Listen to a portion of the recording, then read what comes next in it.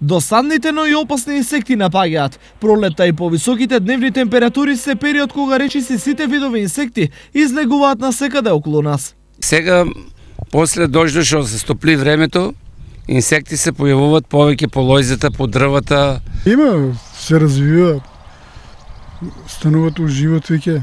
Една колешка беше уапал еден и на грбо, она мислила чешала се одела на бања и раскрварило се, па до операција дојде, инфицира се и многу лоша, открлаш, да.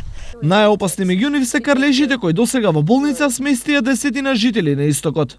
Се забележува веќе појава на пациенти на лица кои се каснати од крлежи и истите треба веднаш навремено да пристапат кон отстранување на крлежот и секако на тој начин би се спречила појавата на болест. Брзата реакција по каснувањето е повеќе од важна, зашто самите крлежи може да бидат инфицирани со бактерии кои може да предизвикаат повеќе болести. Како например борелиите кои ќе предизвикаат борелиози или уште лајмска болест, понатаму ќе предизвикаат рикециози со соодветни клинички симптоми кои треба навреме да се препознаат и навреме да се лекуваат. Освен карлежите, пролета е период кога се појавуваат и досадните комарци, кои исто така се вектори на многу заболувања. Во прв ред можеме да спомнеме лешманијата, кала-азар, болеста која веќе знаеме дека има на нашата територија, како и маларијата. И секако некои нови болести, како например од овие треските.